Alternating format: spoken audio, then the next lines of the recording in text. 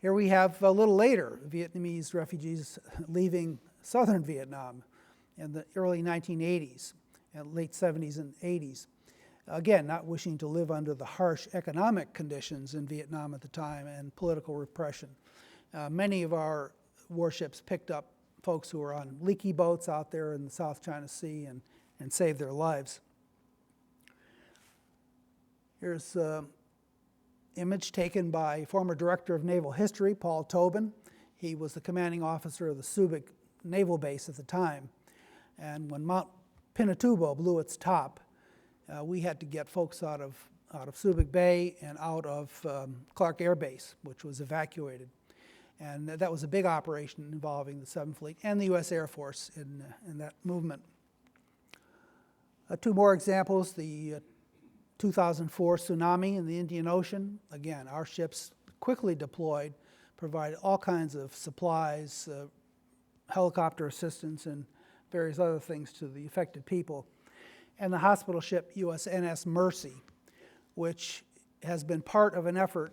Pacific Partnership is the name of the overall program, but sending that ship into various countries, Vietnam in particular, Malaysia, elsewhere, to provide medical care to various folks in the area in conjunction with our allies again. We rarely do anything by ourselves. It's with our allies and our friends. Okay, in addition to the soft power, another a little bit harder factor is deterrence of aggression, a major, major function of the 7th Fleet. When all else is quiet, there are no wars going on, deterrence is still a big part of the mission. I show Admiral Arleigh Burke, who was CNO until 1961, but I like his quote here. Well, it's not there, but it's here. Admiral Burke said at one point, "The Navy is more than the first line of defense. It frequently is and must be the spearhead of our military action overseas. It is a first line of impact on many occasions." Very apt, I think, for the Navy has to be out there doing things and not just backing up, guarding the moat. I'll just mention a few instances where deterrence has been a big part of the mission of the 7th Fleet. Taiwan Strait crises. Again, Taiwan and the connection between Taiwan and China is cause for constant concern in Beijing and even in Washington. There have been 4 Taiwan Strait crises, 1954, 55, 1958, a little dust up in 1963, and as late as 1995, 1996. His called on the 7th Fleet to deploy as many as 5 aircraft carriers and their supporting cruisers and destroyers to waters near Taiwan to make the point, we will not abide by a forceful takeover of Taiwan. That has been a very effective presence. And indeed, Mao Zedong, he died in 1976, but he even recognized that the 7th Fleet was something that he had to be reckoned with. They never made an attempt to take Taiwan by force.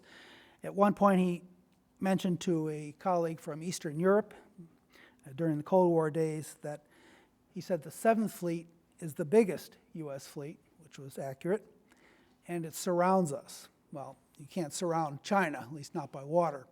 But the point being is that it had a very strong impact on his mind. And really, I mean, if you look at the materials coming out of the archives and various other things from the former other side, our naval presence really did stop them from considering taking any action. Even after Mao Zedong, the 1995-1996 episode in the Taiwan Strait, he's long gone, but the presence of our forces gave Beijing cause for caution, and did not push the issue. In fact, if anything, they were surprised at the reaction that we took to that. They were trying to influence the vote on Taiwan. Unfortunately, it had a negative effect on that because Taiwan then elected their president and went on with their business. And it had a negative impact on Chinese diplomatic affairs in the years after, with all those nations around the area very nervous when the Chinese assert their military strength. You may remember the axe murders of 1976, where North Korean guards in the demilitarized zone hacked to death Army Captain Boniface and Lieutenant Barrett, who had gone out with a team to cut down a tree that was obscuring observation between two observation posts. Admiral Holloway, who was acting chairman of the Joint Chiefs at that point, and the powers that be in Washington converged forces on Northeast Asia, aircraft carriers, B-52 bombers. I mean, I remember Herb Bloch's cartoon of that showed every object in the U.S. arsenal pointed toward the DMZ. The point being, don't push this any further. And Kim Il-sung actually did say, oh, well, sorry, we didn't mean to do that. We went in there, cut down the tree. We left a stump as a reminder of what we had done. So again, this is deterrence. Nobody was killed after the first incident. The Soviet pressure on Japan, late 1970s, early 1980s, the Soviet Navy was growing in strength and capability, big time. And in the Northeast Pacific in particular, they had modern helicopter carriers, amphibious ships, naval infantry, backfire bombers, a whole panoply of strong forces. And they were putting pressure on Japan diplomatically. Disputes over the so-called Northern Territories, the way the Japanese refer to them, or the Kuriles.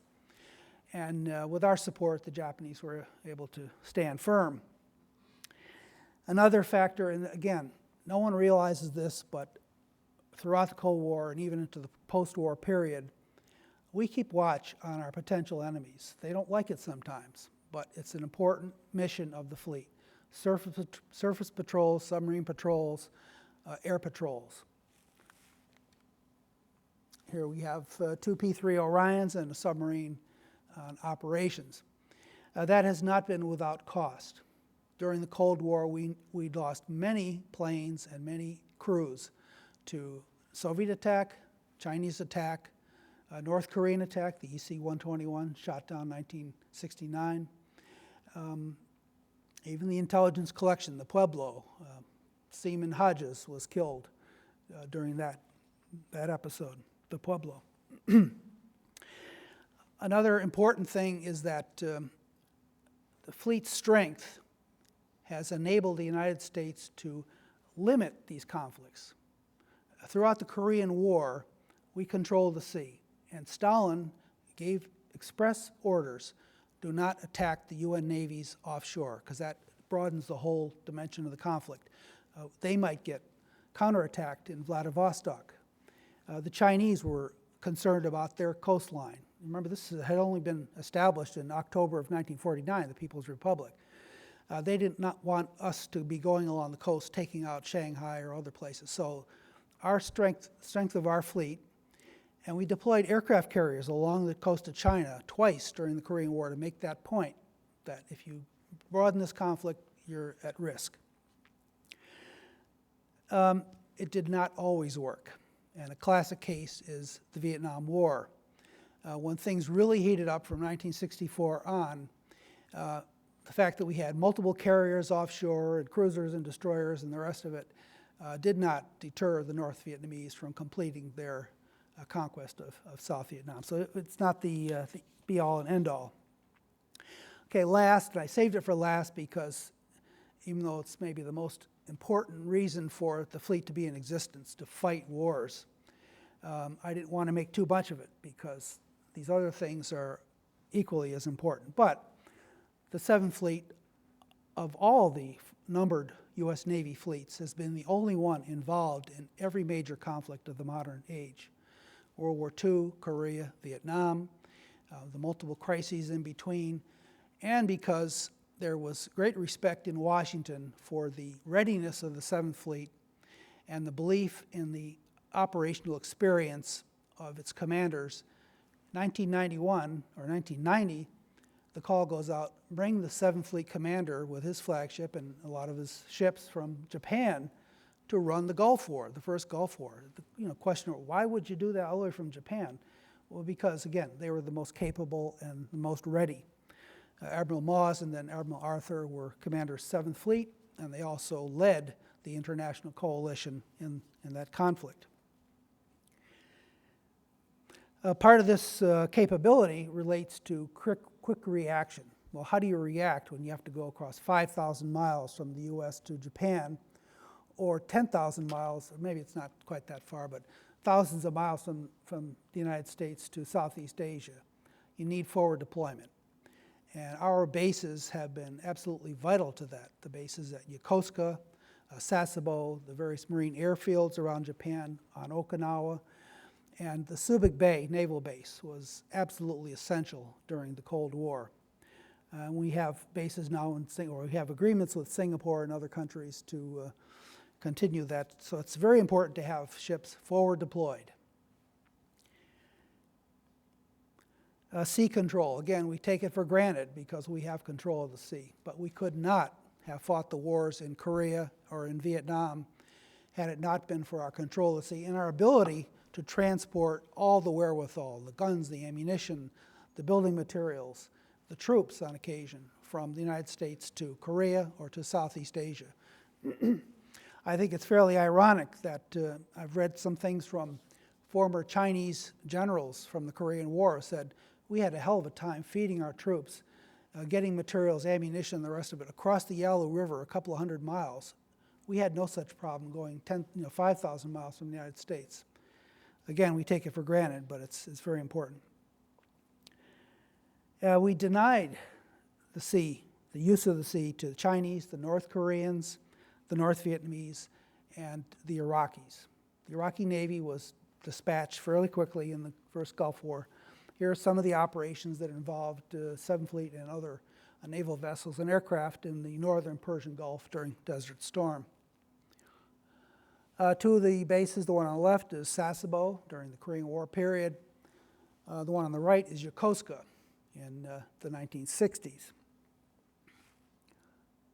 Again, just to make the point, and I won't belabor this, but both in Korea and in Vietnam, naval power, the 7th Fleet's fighting power, was absolutely vital to whatever success we had in those conflicts. Airstrikes, bombardment by surface ships, SEAL operations or special operations, minesweeping, all critical to Allied and U.S. success in these conflicts. And it tends to be the case when you talk about naval history, you spend a lot of time talking about ships and airplanes, but really the people make the difference. And when I tell my stories, I always try to work in folks who made a difference. Here's Ernest Evans, who was commanding officer of the USS Johnston during the Battle of Leyte Gulf. He earned the Medal of Honor posthumously for taking his destroyer, along with 2 or 3 other destroyers-type vessels, against Admiral Kurita's Central Force coming through to attack the bridgehead or the beachhead off of Leyte Gulf. He went down. First he was shot to pieces. He lost some limbs, but he still kept in charge, stayed on the ship when it went down. Of Cherokee descent, a Native American officer. Lieutenant Eugene Clark, here with his band of brothers in Korea. Interesting guy. He got the Navy Cross for various exploits, one of which was to gather information on the approaches to the Incheon Harbor in 1950. Traded fire with the enemy in that regard. And one of the key things he did was to climb to the top of a lighthouse on the approaches to Incheon, the lighthouse had been shut off at the beginning of the war. He waited till the fleet was approaching. This was prearranged. Flipped the switch and on came the light. So it helped guide the fleet into Incheon Harbor. One of my favorite stories, Seaman Douglas Hegdahl, during the Vietnam War. He was up on deck, a ship in the Gulf of Tonkin. He was not supposed to be. They told him, all sailors stay below when we're firing. Well, he didn't listen. He went up on board. The blast from one of the guns knocked him overboard. So here he is floating around the Gulf of Tonkin, the ship long gone. And ultimately, a North Vietnamese fishing boat picked him up, brought him to shore, and put him in prison with almost 99% of the captives were officers, naval officers, Air Force officers. and here's this lowly seaman. Well, that's the way the North Vietnamese saw him, as this, Rube Goldberg from the countryside, just an enlisted guy, doesn't know much, he's not educated, and we're going to treat him well. He said, well, he couldn't disagree with that. But this guy had a phenomenal memory. He memorized the names of all the POWs that were known to the other POWs. Their situations, he had just a photographic memory. Well, at one point, the North Vietnamese said, okay, we're going to release you on an early release. Well, he didn't like that because that was giving him favorite treatment. He said, I don't want to do that. But the Admiral Stockdale and the other, Jeremiah Denton, I think, told him, no, you have to go. This is your duty. You go back to the States and tell them what's happening to us over here. They're not getting the news. He did. He went back and he talked to naval intelligence, found out who was in captivity, their situation. And more than that, he spoke to the press and let it be known that